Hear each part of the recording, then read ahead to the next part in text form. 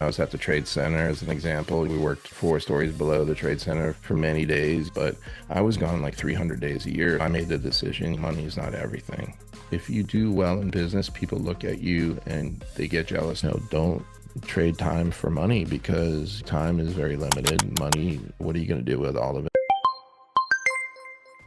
Welcome to SaaS Dads, where we scale SaaS without sacrificing family.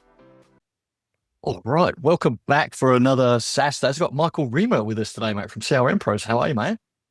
I'm good. Thanks for having me, Gary. No worries, mate. Good to have you on. Now, you're an older dad now. I met your son, Brian, in Mexico, and that's why I got you on, because I saw you working with your son, or your son working with you, whichever way around you like to put it. And to me, that was honestly, like, we had a little chat afterwards, and I was just like, how's that working with your son? Because that's quite an inspiring thing, I think, for me as a dad with a young son. Like, that's an aspirational thing to think that one day I could be working with my son together and seeing you guys together. So that was really cool. So we're going to talk about that, what it's like working with your son. But before we get into all of that, do you want to just take us through a little bit of your journey? Because you've had a number of businesses now, and now you're in the HighLevel ecosphere, so to speak, very heavily into the voice AI. You've built out, or you have, I think, around about 250 voice AI agents in the marketplace. You mentioned to me that you've built around 2,500 voice AI agents for different agencies. Do you want to just give us a little bit of a background of Michael and your earlier journeys and now into the SaaS life where you are? Yeah, sure. Yeah, I'll give you a quick overview. I try not to bore the crowd too much, but so basically I got hired on the fire department when I was 18 years old. So right out of high school, I got hired on the fire department. So while I was working there, I started up a business. I was really involved in what they call special operations. So I was involved in like rescuing people out of collapsed buildings. So after a building collapses, whether it be a hurricane, a bombing, or any type of an emergency, maybe just building failure, we would go in there and rescue people. It's a very specialized skill, and that's what I was really involved in. So when I was working at the fire department, I basically started another company, and we were doing training all over the world. So we're in India, Bangladesh, Nepal, the Philippines, Indonesia, Japan, pretty much everywhere in the world. And we would work for the US, but we would train their teams. We also trained people that rescued the president at the White House, for example, and we were doing customs and border protection, the guys that go in the tunnels. So we were doing a lot of that, and I had 300 employees at that point, but I was still working at the fire department. So a little bit of time management challenge there, but we were chugging along. And then I basically shut it down. And the reason for that is number one, I was traveling too much. It was really affecting a lot. I was on the road like 300 days a year. So that was the reason that I shut that down. And also my family was more important. So I kind of like curbed it, but also we had a near miss as far as an accident with one of my best instructors. And then I made the decision that money's not everything. We were making a lot of money, obviously. We were dealing with big contracts. And then basically I did my 30 years on the fire department. I was asked, basically, you were forced to leave at 30 years. So I was 48, sat home for a while, like 6 months. And my wife said, you got to get the heck out of here. You're driving me crazy.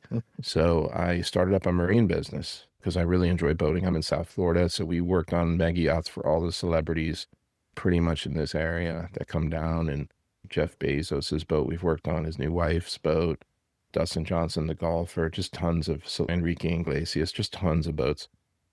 And then I got into automating my business, and that's how I found HighLevel. So I was actually in Nashville, Tennessee with my wife. We were buying another CNC and laser there for the marine business because we did dashes and things like that.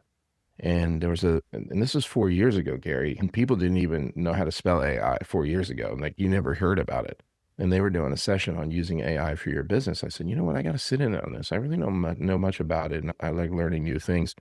So I sat in there and I was like, there was a bunch of people in there that really were ahead of the curve. I was like really surprised. I'm like, how do these guys know this stuff?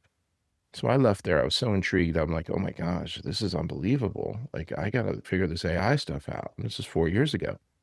And then in a roundabout way, I stumbled on HighLevel. And I said, you know what? I'm going to use this product to automate my marine business, because just every guest you probably had on here and every customer you've ever talked to, I was awful at following up with customers. We would talk to them one time. We would talk to them, work on their yacht.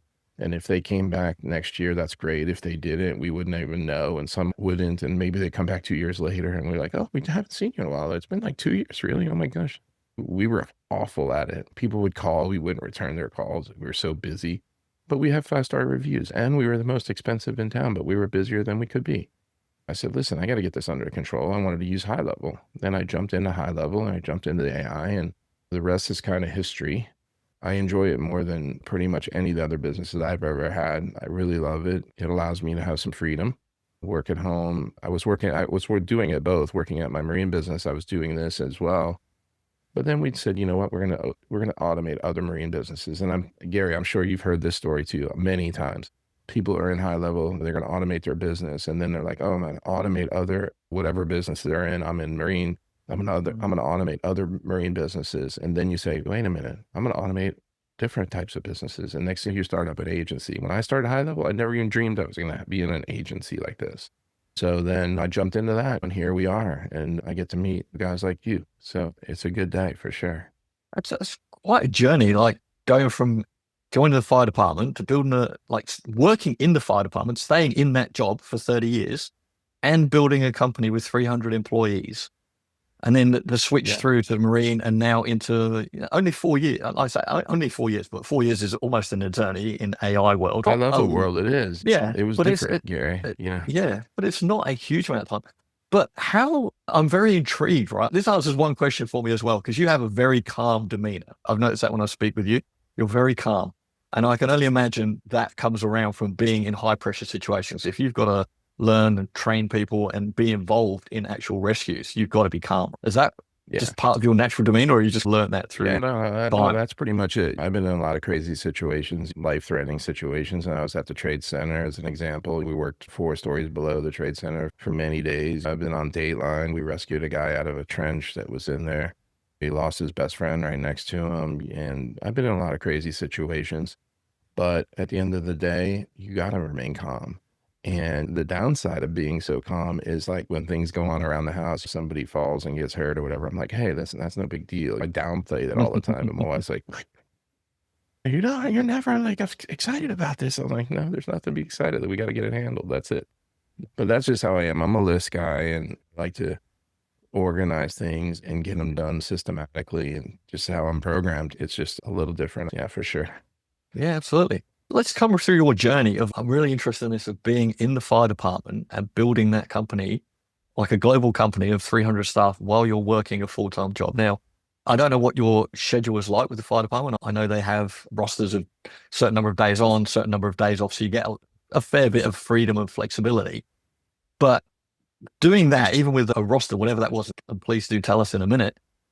And well, at what point did your family come to that? You had children? Because I met Brian, he's 32, I think. Yeah, he's 32. My daughter she's 34 and she's a nurse. So yeah, I just have 2 kids and grandkids now. But yeah, it was crazy. So when I got hired on the fire department, I was teaching all over the world basically, which allowed my wife to stay home with the kids. And I really attribute the way they are because she molded them, and she's amazing with these kids. And without her, I don't know like how it would have went. They would have been in school or aftercare, whatever, but she got to stay home with them and nurture them. So I think that's how they turned out so well, which it's a 2-way street. I was working a lot, I was gone, but then it got to be too much, to be honest with you. You asked about the schedule. So the schedule of the fire department in Florida now is you work 2 days on, you get 1 day off, and then, every 3 weeks you get another day off. So you work about 8 days a month, but I was gone like 300 days a year. So what I was doing is I would be gone and pay somebody to work my shift and then repay them perhaps, or I would work for them. You're allowed to trade. I was just juggling it every which way possible. But then I was gone a lot. So I was like trying to put some stop gaps. Like I was traveling back and forth as much as I could to be home as much as I could. Then I bought my own plane and then eventually learned how to fly it. So I would just fly home like every day almost and try to be home at night. But then it just got to be too much. And I made the decision, money is not everything. Because if I would have kept down that path, I probably wouldn't have a relationship with my kids. I probably would have been divorced because you're gone all the time and it's not a great situation. I pumped the brakes on it, and that's what I did. And I definitely made the right choice. So prioritize the family before the work for sure. But I enjoy working. I do, but it's not my main priority. It's not my focus. So what was happening in your life then that you realized? What were you missing out on? and you went, hang on, I'm missing out on too much over here with the family. Well, I I mean, need just to stop everything. Like this. I was gone, and then my wife would come along sometimes. I was gone a lot, where just everything. The kids have things going on in their life. You know how that goes. And I was always traveling, but I was like in the midst of craziness. But people would die to have the geek contracts I had, and it allowed me to buy and do different things that I never would have dreamed of that I would have or do. But at the end of the day, money's not everything, and I always say this a lot. Money doesn't really mean that much to me anymore. It's nothing. It's not really, it's not my main focus. Money's great, but money's a poor motivator. People forget about it. Like you have X amount and the next week they want more, or you give somebody a raise and then the next week they forget all about that raise. So it's just a poor motivator. And I never focus on money. I really focus on other things, but money always seems to come along with it. And listen, at the end of the day, I'm not saying I don't like to get paid for what I do, but it's not my main focus. My main focus generally is helping people. And as a byproduct of that, you do pretty well. And that's fine. I like to buy silly tech stuff and different things and have nice stuff. But like I said, I'm pretty easy and I don't need like a 3 Lamborghinis. I don't even need one. I don't need any of that. That's not really what makes me happy. I don't need a monster house either. I don't want the maintenance. I don't want the hassle. I like a regular house and have a great time. Yeah, money can certainly put you into its own circular trap. Like you say, you got the house and you need the maintenance, all the things that then you got to pay for with that, and you got to make Yeah. more money to pay for those things. And So taxes and everything. yeah, it's definitely a nice to have, and it's always it seems very simple to say that if you've got money, people will think that, oh, you've got money, so it's easier. But yeah, it doesn't. It brings its own situations around with it, but definitely better to have than not. I think we definitely agree on that. While you're going through it and building your business and being away so much, did you manage to maintain a good relationship with your kids? Because this is going back years. So when they would have been younger, this is before Oh FaceTime yeah, and yeah, for sure. video Yeah, connection and all that I've kind of been always stuff. very close with. Yeah, honestly, I've always been really close with both of them. Even now, like I see them literally almost every day, or my daughter every couple of days. But I see my son now because he's working with us full time doing the high level stuff. I see him pretty much every day. And then my daughter, like I said, maybe a few times a week, we pop over there or meet up for dinner or whatever. So yeah, that's how it's always been as much as I could. We always do family vacations, like a lot, obviously, and things like that. But yeah, we've always had a great relationship. How did you manage that balance between very busy work and family to maintain and keep a good relationship going? What was your secret? Back then, honestly, like I would try to be home as much as I could, even if that meant like, even if I had to leave for a day and go back, I would do it. Mm. And like I said, I ended up buying my own plane so I could fly home even on the weekends or even at the end of every day. Some of the stuff we were doing was in Florida. So I would just fly there for the day and fly back for the day. And I would be home just like I would if I was just driving to the office in a car. That was a stopgap though. That was a short-term thing. It just got to be too much. And then I would just remove myself a lot. But when you're in some of these businesses, I'm sure, it's the same for you. It's like most of the clients, they want to talk to Gary or they want to talk to Mike. That's just how it is. But at the end of the day, there's only so much Gary and Mike to go around. So Mm. you have to reorganize that. I'm always thinking about it right now because I'm in the same situation right here, right now with HighLevel. My day is consumed. So I'm already thinking down the line on how to manage that because I don't want to be in that same thing where I'm killing myself every single day. I'm not looking for that. So I'm very aware of it because I've been down that path. So I'm already preparing like 3 steps ahead for that now. Do you feel it encroaching now? Like you get to that level where it's starting to go, Yeah, oh, yeah, this is yeah. more My of day my is like, time. yeah, we started doing like 10-minute discovery calls. And next thing you know, it's booked for 8 hours, like 10 minutes we put a buffer and it's just nonstop. And we're doing strategy calls and different things. So I see that there's only a certain amount of hours in a day. And honestly, I started blocking out Fridays and just different things. But yeah, it's definitely increasing for sure. And everyone wants to talk to, like I said, Gary or Mike. So I get it. Listen, we're in a technology world, right? So instead of doing a one-on-one, maybe we do a group or maybe do things like that. So that's what we're always thinking down the line because as you get progressively bigger, your time and your personal time is going to mean a lot to you. You have to think of that. Otherwise, you're going to be in the position I was in, traveling 300 days a year. In this business, I don't want to do that. I enjoy traveling now. I love seeing you guys at events and all that, but it's totally different. The last event was a lot of work, but normally you go to an event, you're working, they're work events and they're somewhat social, but it's good. You pick the ones that you want to go to, you do them. And I'm very cognizant about a lot of these events I'm bringing my wife. So we'll extend it or do some trips or do things like that. So kind of a give and take.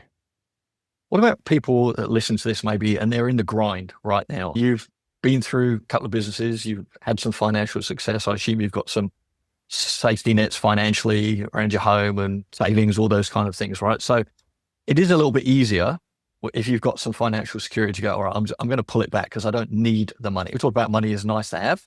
It's not the main driver, but it is easy to say that if you don't need it so much. But there are people who'll be listening to this, they're in the grind and genuinely so, they're like, okay, but I do need the money. Maybe they're after a job. Like, listen, they're trying to make this when work. I was younger, Gary, when I was younger, I needed the money. When I first got hired in the fire department, you're not making a lot of money.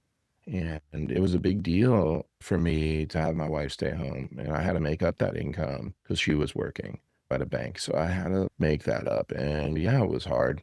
But what I would tell people is a few things. Number one, I'd rather hit the grind when I'm younger. So then I can, throttle back when you're older. Number one. Number two, what I've seen in a few of my businesses based on employees, some people treat work totally different than I did. And I'll give you an example. So like I would go to work to get ahead. Some people right now today, they want to go to work to make this month's payment or this week's bills. And then they don't want to work any longer. Me, I was wanting to work a lot because I'm setting up for the future. So I wanted to do that. And I pushed pretty hard to get to that point. But now today, a lot of people just say, hey, listen, I just want to work just to get by, and then I'll do it again next week, and then I'll do it again next week. But they're not really building that safety net that you talked about a few minutes ago. Not everyone starts out with a lot of stuff, and that's fine. But the stuff really doesn't matter. But get yourself a safety net, and you don't have to kill yourself for 30 years. You could hit it hard while you're younger. And I know there's a lot of people that are getting into HighLevel and building agencies as they're older, but a lot of them are doing it as a supplemental income, and that's awesome. And a lot of them are doing it to stay busy, and there's a lot of reasons people are doing it, and we interact with them. Like I said, I elected to just hit it hard when I was younger in hopes that I can throttle back at this point, which now I'm good. So I can just pick and choose what I do as much or as little as I want. So I'm blessed in that respect. Yeah, I think that is good advice. And young or old, whatever, hitting that grind, I think it's around when you're starting something out, you have to put all that extra energy in anyway, right? Be prepared to put in extra yards at the start of it. Young or old, like I say, you just got to put in that extra energy. And for people that are looking, if there's financial restrictions around them being able to throttle things back or take that time off at the weekend, they've got to get it going. Figure out what that money is that you need for your buffer. And I think a lot of people too would be surprised that it's maybe not as much as they think, because a lot of people I speak to, they go into their agency life and they've got this goal of a 7-figure agency, and there's nothing wrong with that. But most people don't need anywhere near that much money to live a really nice, comfortable life. And they could just figure out what they actually need as a little bit of a buffer. Where do they need to get to make things comfortable? And then they go, all right, I want to build a 7-figure agency. And maybe they've given themselves a timeline or not and said, I want to do this in 2 years, right? Let's say that's their goal. Maybe if you get to a certain level, you can actually go, oh, actually, I've got enough money coming in. I'm paying all my bills. I'm able to put a bit aside every month. I can now pay for someone to do X, Y, and Z that I used to be doing and outsource some of the stuff. Maybe just take that 2 years into 3. And there's nothing wrong with that either. I think that people could just go, all right, actually, No, I agree with you. Let's enjoy life with family and time. Like I mentioned, this is my third business. My second business was a yacht company. I gave that to my employees to focus on this. I really enjoy this. Honestly, I really enjoy this a lot. I love doing the collapse building stuff, but I was on the road. This gives me the flexibility to work from home. When I had my marine business, I had the same office setup that I'm sitting in right now at my marine office. So if you close your eyes, you couldn't tell the difference if I was there or here. I built that by design. So it was totally seamless. Same computer, same everything. Like, you wouldn't be able to tell. But now that I work at home because I gave that business to my employees, I love being home because I can take a break during the day or chill out for a couple hours. It's not a big deal. And I just hang out with my wife or do some things. But that's number one. I will tell you though, Gary, that this business, this high level business slash agency business, I would venture to say it took up more hours to get going than any of my other two businesses probably combined, because there's such a learning curve with high level and things are changing with the AI space. And I've never once focused on saying, hey, I want to build a 7-figure agency. That was never in my vocabulary. I was focusing on being as creative as I could be and always trying to be the best at one specific thing. And that's how I've always been on the other two businesses as well. Same exact model. I think that 7-figure agency would come if you do those two things. Think outside of the box, be somewhat creative, and be excellent at something, whether it be AI or maybe marketing or maybe it be sales or whatever it is. I think that is a better approach than saying, hey, I want to make 7 figures and how do you really get there? So I've gone about it that way. But like I said, this business has really consumed a lot of hours to get it right, because I think the other thing is people love to talk about, hey, I'm gonna hire all these VAs and they're gonna do all this work. Well, I don't think they realize that hiring a VA is probably harder than hiring an employee, because think about it. If you hire an employee and they work at your business, you're working with them side by side. Now you're hiring people that you really don't see. They're remote. They do require training. There's no ifs, ands, or buts about it. You want things done a certain way. They're not mind readers. They're trying to work as hard as they can for you, but it's going to require training. And in my experience, even with my other company, like I hired an executive assistant for me. It took him a year for that to happen, to think like me and know exactly what I wanted done. So these VAs are not going to be like you hire a VA and like you turf them everything tomorrow. That's a fallacy, and it's just not going to happen. So it takes a lot of hours to get to that point where you can onboard them and have them do certain things. They're going to need a lot of direction, and it takes hours to get there. And this business, like I said, took more hours out of me than the other two. But you know what? When you do something you love, I'm sure you love what you do, Gary. It's really not a lot of work. I look at it as education. Yeah, I'm not in the AI space in the same way that you are, but obviously I'm across it as much as I can be and trying to keep up with all these things. We have integrations and stuff like that. And reading articles about it, watching videos, they come up in my feed. I forward it to my email. I go, I'll watch that one later. That one sounds interesting. It's an amazing space to be in. And I can't imagine, Michael, like everything you've done before and what you're doing now, you're not going to be a happy man sitting down anyway. And as you said, your wife was like, you got to do something. You're driving her crazy. I can imagine you were just like pacing the house or something. That seems to be the pretty kind much. of guy. Exactly. Yeah, that's pretty much sums it up, Gary. Honestly, I mean, that sums it up. I can't sit still. Even if I'm working here and I get an email and, oh, this is a new release. I'll let it play on the left side. So I'm multitasking all day. At the end of the day, I would just make one recommendation. Anyone listening is you got to stay focused. New tools are coming out every single day. Everyone talks about shiny object syndrome. I think there's two things to really extract out of that. I think shiny object syndrome it's a procrastination. It's a way of procrastinating, getting out there and selling. In my opinion, a lot of people use that as a crutch. Like they're looking at tools to solve a problem for them, but they don't really have clients yet. And they're trying to just procrastinate and they're nervous about launching. They want it perfect. And then some people are just addicted to like the latest and greatest. Sometimes good enough is really what you need, because you need to really get some clients in and pay your bills first. And this is what I found, because I almost went down this trap. You start getting all these emails and tools and offers and all of this, probably in this space more so than anyone, because these people are very marketing savvy. So they're hitting you up with all their new tools and systems, etc. With that said, you got to put blinders on and stay focused at the goal that you have in front of you. And if you start going down those rabbit holes, it's tough to escape. Some people don't ever, and they just keep buying and doing and buying and buying and never bringing in sales. If I can suggest anything on this call, really, is people just stay focused and launch it. Don't worry about if it's perfect, because the only way to make it perfect is to get real data. And the only way to get real data is to launch it. in my opinion, get it out there and worry about fulfillment and all these tools later. I've helped a lot of people, even as much as recently. And one of the things that I think is super critical is just the methodology on how you launch. Just get it out there, get your product out there, launch it, fix it, because your offer is not permanent. Some people think their offer is permanent. It's not permanent. You're having like, it's not a tattoo. It just revised. It's constantly in revision, because that's how I am. I'm in constant revision mode. I'm never happy with what's out there. So I'm constantly in revision mode on everything. But at the end of the day, get it out there, make your revisions, and then guess what? You're going to hire your first VA. Hopefully you train that first VA after you get sales, not before you get sales, because you need to know how to train your VA. And the only way you're going to know is for you to do it at first, train them, and then hopefully that VA sticks with you and can train other VAs as you get bigger and bigger. And then as that happens, then you can start looking at other tools and technology to incorporate in your workflow.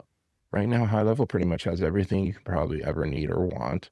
So use that to get started. And if you want to look for other things later, after you're bringing in a significant amount of sales, then that would be the time to do it, but not at first.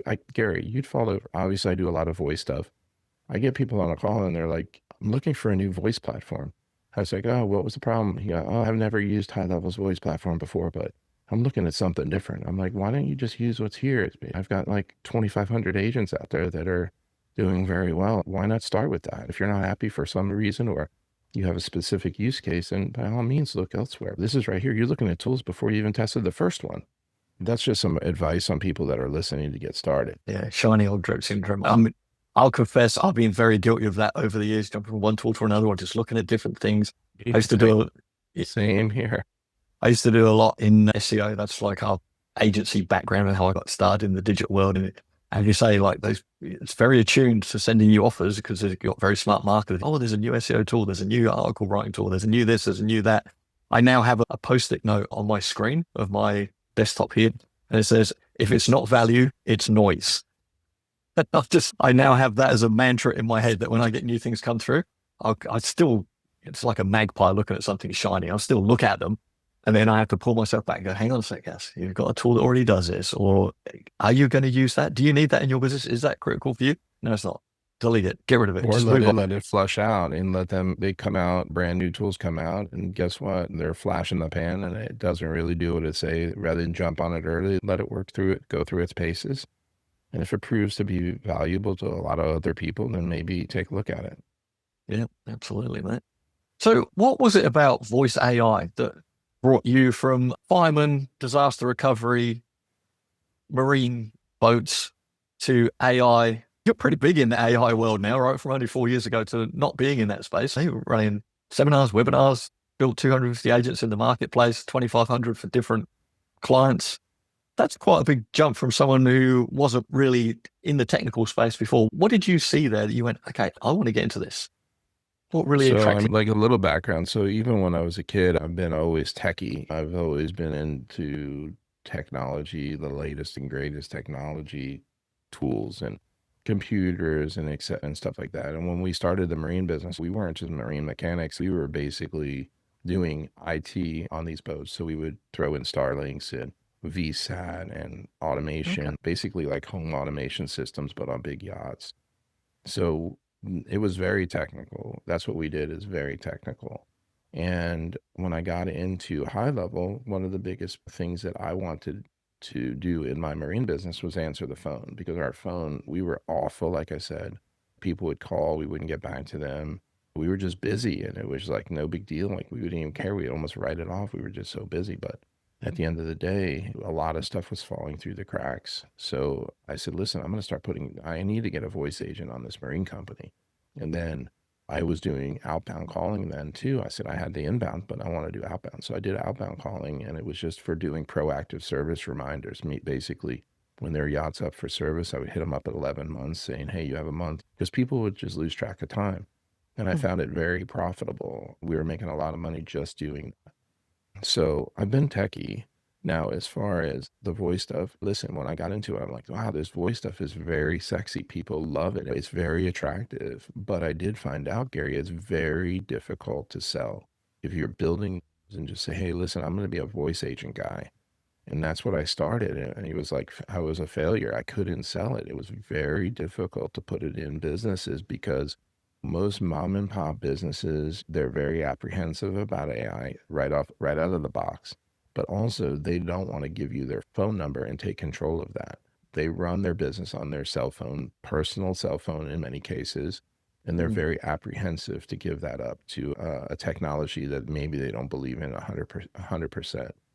So we rebuilt the offer, and we offer like a 4 product suite, of 4 feature suite in one product.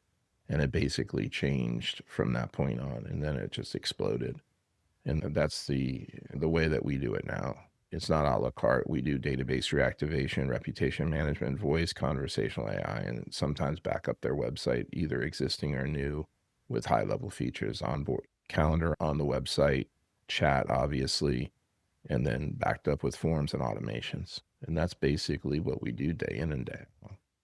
So are those other services more of your lead in to build trust and authority and get in with those clients? Is that how it works? Yeah, exactly. So we start off with that because, and we drip those out. The clients see those are instantaneous game changers. In other words, you do a database reactivation, it's not taking 12 months, it's taking literally days, and they're seeing positives. Same thing when you're doing reputation management, and a lot of people say, oh, we send out reviews. Yeah, but that's one little piece of it. What about posting the widget on their website? What about posting it to their socials? What about responding to all of them? There's just a lot of data around that, but basically automating that, and they start to see positive reviews come in. And that's huge. That's instantaneous. And then the voice thing, if they're at the least bit apprehensive, we say, hey, listen, I'll give you a quick story. I'm dealing with a doctor, and he has a full-time receptionist. He was dealing with one of the bigger services for his phone system. I said, let me see your phone records. And he was like, I have a full-time receptionist, Mike. I don't need this. I'm like, oh, okay. He was missing with a full-time receptionist 43% of his calls, and he almost fell over. He's like, I need this immediately. I'm like, yeah. But if they're at the least bit apprehensive, I tell them, listen, let's just turn it on when your lady doesn't answer the phone, or your receptionist doesn't answer the phone, or nights and weekends. What does that hurt? Those calls are going unanswered anyway. So let the AI do it if you don't feel that you're 100% sold on the technology. And most of them will do that. And then at that point, later on, it's always like full time. After it settles in and they see the benefit. Nobody really wants to answer the phone. No one gets up and say, oh my gosh, I can't wait. I'm going to answer the phone all day today. No small business owner wants to do it. They're getting spammed to death. It's a win-win, but they just have to be coached into it a little bit. That's all. But that's how I got started, is doing the voice, and then it expanded. And we've come a long way, and we're probably a little different. Like I mentioned, money is not my main motivator. So I've cut a lot of different deals. Most of them are equity shares now that we're doing. So that's a little bit different than, I'm not looking to grow like thousands of clients. I don't want to do that because it's a lot of hours to maintain that.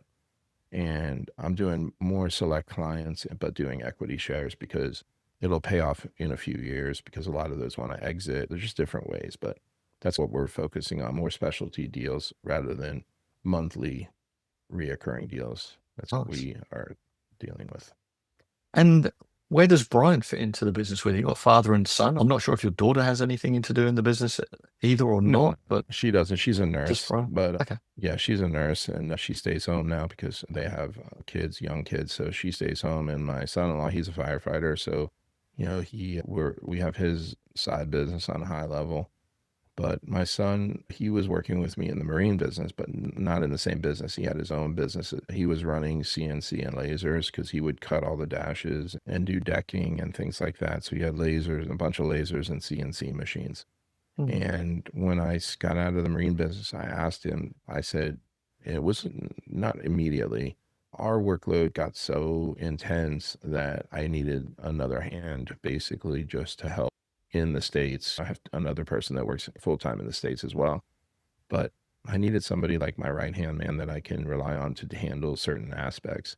And I asked him to do that, and he said, yeah. And he's very techie because obviously he programs CNC lasers. He programs them all, and it's like nothing to him. So he catches on pretty quick. He's pretty quiet and reserved, but he's pretty smart as far as technology goes. And when he dives into it, he learns it. Like that's his MO. Like he will study it up one side and down the other. He jumps in with 2 feet and he'll know every little, very little detail about everything he does. So it works out very well. I love being with him because I see him every single day. We're working all day together pretty much every day now. So it's really good. And I've been taking him on the trips. You just met him last week. So it's been a positive. He's going to India with me next week as well. Good. He's really involved, which is good.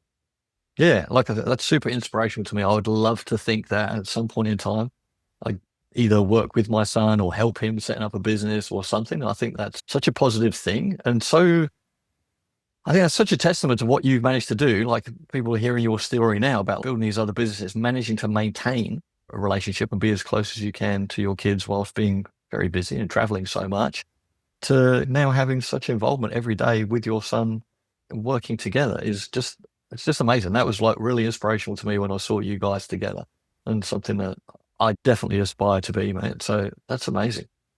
Can you tell us, like you said, you've been through a lot of different challenges and episodes. Can you tell us about what's one of the most challenging things that you've had to come through in business and how you actually managed to overcome that?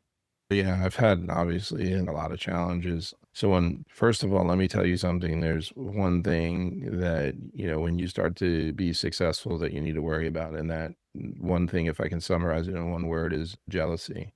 And if people, no matter what people say, if you do well in business, people look at you and they get jealous no matter what they tell you. They're very in the back of their head is like, how did this guy do this? Or why is this guy doing this? Or what? But they don't realize what it takes to get to that position behind the scenes. They think they see the front end of it. So jealousy is a horrible thing. I make it a point in my life that I focus on not doing that. I really love, Gary, if you hit the lotto today, I'd be so excited for you. Other people, they don't do it. They don't take it like that. And, I often made comments like at the firehouse, the most popular guy at the firehouse is the guy who's the cook that has a yard business on the side. And people don't mess with that guy. But if you start doing very well, then that's where people in the back of their head, there's a jealous streak there.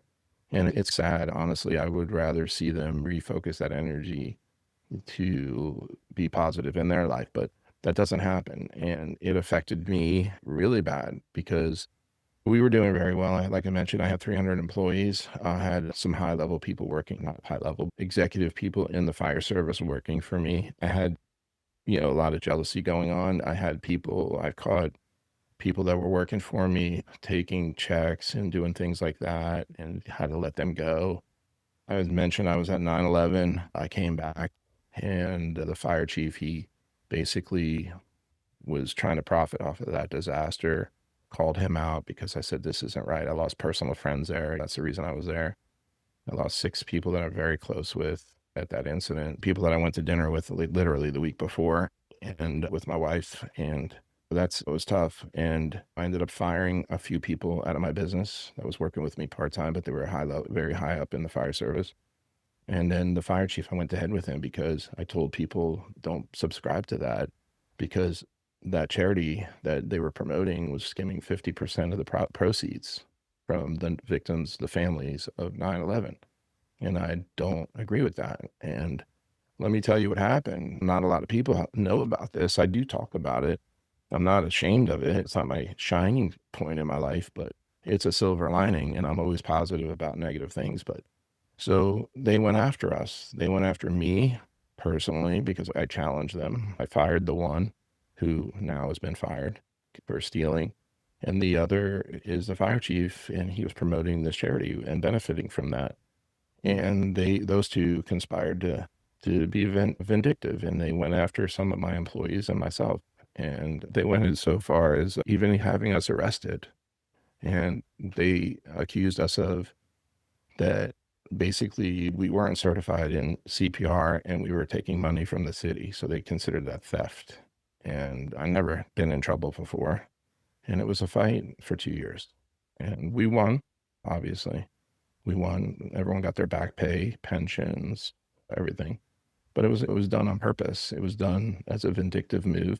And it was all stemmed out of one word, jealousy, for sure.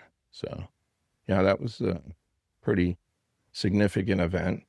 But like I said, there's a silver lining. Number one, you find out who your friends are real quick.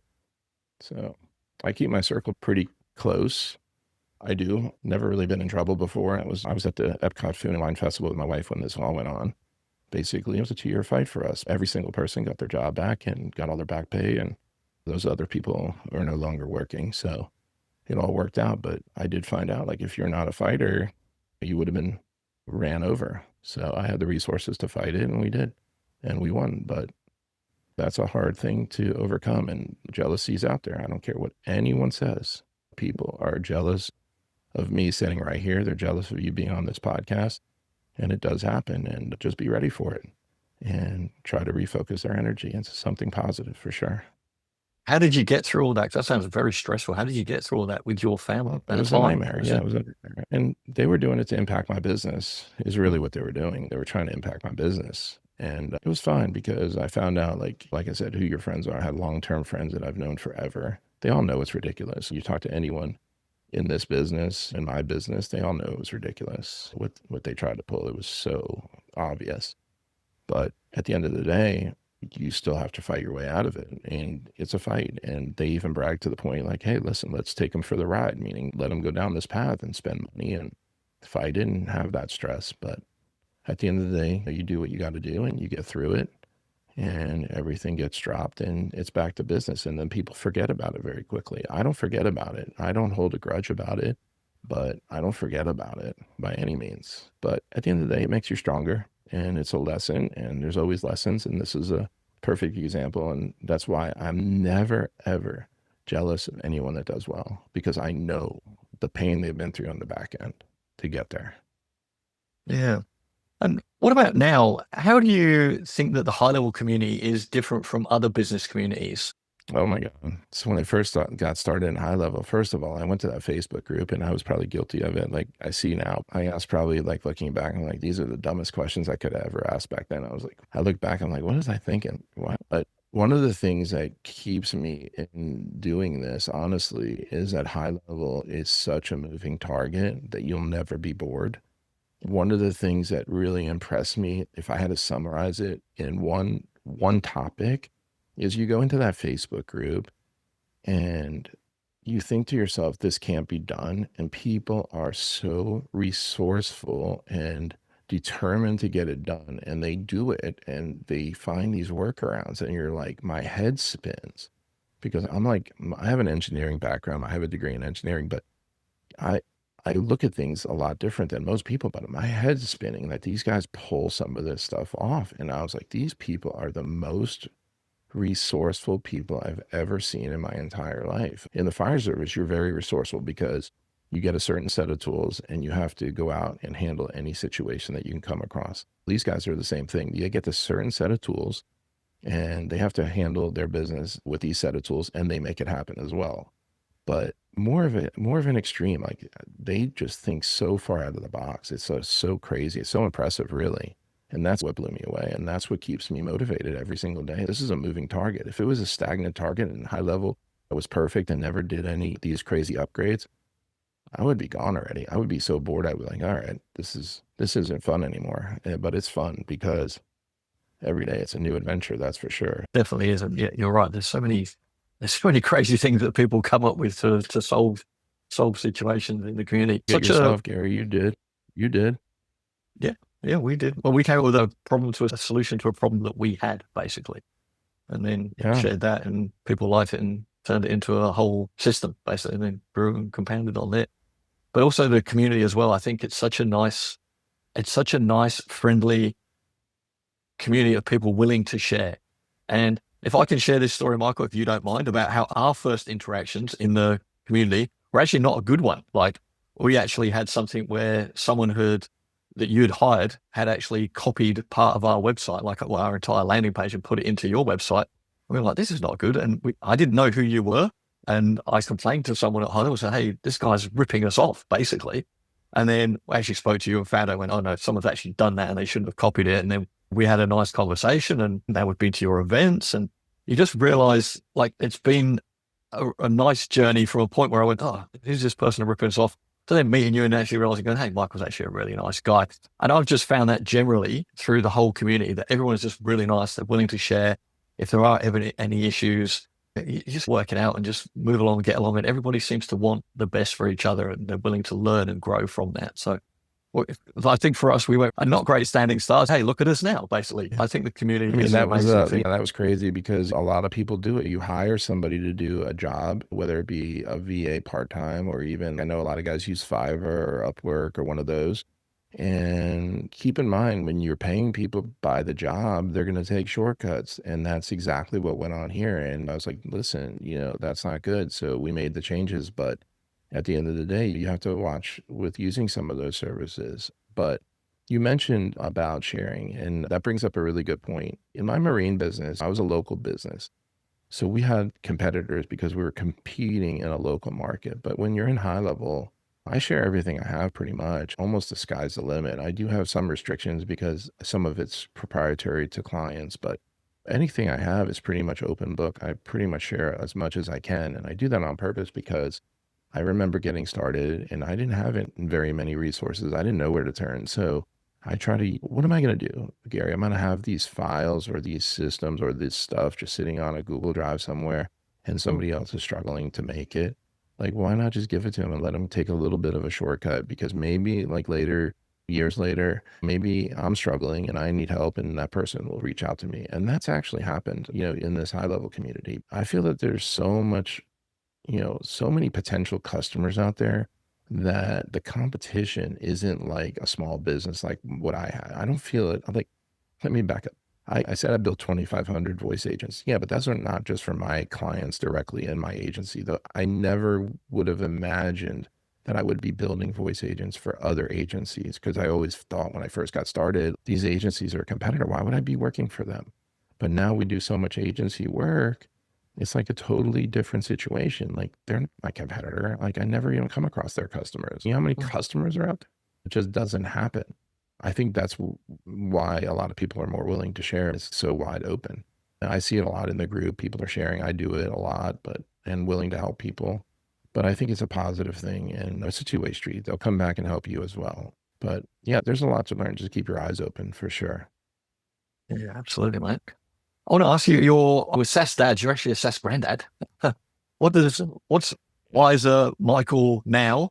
What would you say going back to younger Michael? Is there any advice that you would go back and say to younger Michael on his journey in building his businesses, raising a family? What would you go back and say to younger Michael if you had 5 minutes with yourself? Say hit it hard when you're young. Hit it hard when you're young, and then it'll give you the freedom later. And if you're starting it, it doesn't matter. Like I've seen people, like when I was working at the firehouse, they would hire somebody that I've seen them hire somebody brand new, first day on the job, and they're 48 years old. So if somebody's getting into this business today and they happen to be in their 40s, I have people in my group that are older than me. They're like in their 70s or late 60s or 80 even. What's really crazy is I talked to people from 18 to, at that event, we just had somebody that was 17 to 80. Yeah. It was even younger. There was a lady who brought her son. I think he was. Yeah, that's what I'm talking about. Yeah, it was like he was 13 or 14, I think. No, he was pretty young, wasn't he? So people are doing this from 14 to 80, and it's all about drive. If you have the drive to do it and you're an executor, you're going to do well. If you're a procrastinator and don't get out there, it's going to be an uphill battle. I'm not saying you're not going to be successful, but it's going to be tougher.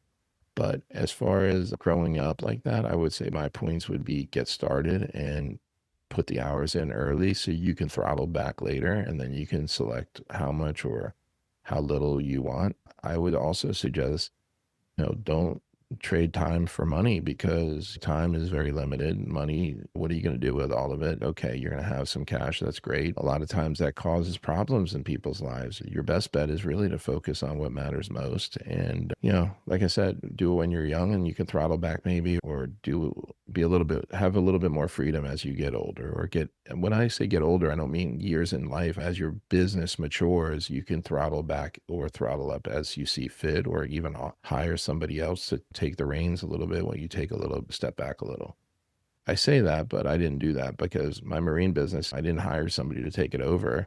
so I gave it to my employees because they said, why don't you just stay on and be a silent partner? I said, well, I'm not really that silent, and I'm very OCD, and I don't think I can just hand it over because I just don't feel like I can just be quiet about it. So I said, it's best that you guys do it anyway, because I don't want to keep interjecting. It's not your business if I'm the one interjecting all the time. So you guys take it. And I was blessed. The thing is, Gary, like I got into this high level stuff, but I had my marine business, but I really had a good management team running it.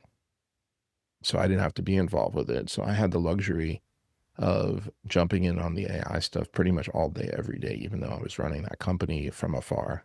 So that's the biggest thing is don't trade time for money and get it started early, and then you'd be able to dictate your future. Those are the huge points there. And don't be driven solely by money, because money that's not the end all. Be motivated by success, and success isn't normally, to me, it's not financial.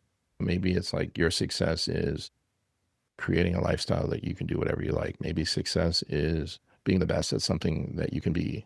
When I generally jump into something, I jump in with 2 feet and I try to do it, every single thing I can do, and read everything I can do and try things. And that could be considered a success for some people. So success is measured in a lot of different ways, not just by a checkbook. So that's the takeaways, really, Gary. I couldn't stress that enough. And keep your head down and don't worry about what other people think. Just go keep on the mission and be focused to that, and be ready for bumps in the road, because that's going to happen too. That they will, mate. Mate, thank you so much for coming on that. Really appreciate it. Like I said, honestly, it was inspirational for me seeing you working with your son. If you at any of the high level events, there's various workshops. I know you're going to be in India in next week. Please look out for Akash, one of our team. Yeah. He's going to be over there. I'll tell him to come and say hello to you. But if anyone, K-A-S-H? K-A-S-H? A-K-A-S-H, Akash. Oh, okay. Because I have somebody going with, his name is Cash, K-A-S-H. One of my guys is going to be there as well. Okay. You'll see Akash. He's a big guy. He's a weightlifter. He's pretty massive, and he'll be wearing a My Serum Sim t-shirt. Like, he's a big dude. I don't think you'll miss him. But if anyone's lucky enough, I definitely recommend going to us. If you see Michael at any events, say hello. If they want to find out any more about you as well, mate, so you've got all these AI agents. What should people look up? If they want to look up any of the AI agents you've got in the marketplace, I really like for them to go to the YouTube channel. Go check out the YouTube channel. There's a lot of resources there. I do some giveaways there too. There's stuff there all the time. But also I try to keep the content like really focused so they can learn something there. But also I'm on the Facebook group a lot, and you can hit me up on Facebook anytime. You're not gonna bother me. Just keep in mind that it may take me like 24 hours to get back to you, because I'm on Facebook a lot, but I do get a lot of messages, but I try to answer them, as they come in, but sometimes it gets a little crazy. So sure, I don't mind hearing from people. I love talking to people, and I really enjoy interacting, even at these shows and conferences and things. It's really fun for me. What's the YouTube channel, mate? We'll make sure that we have that in the link down below. Oh, it's michaelreimer.ai. michaelreimer.ai. All right, perfect, mate. We will make sure we have that linked in there for you as well, mate. Again, thank you for your time, mate. People, if you're listening to this, for having me. Go and meet Michael, connect with him on the Facebooks, and go and watch him on that YouTube channel. Thank you, mate. Thank you.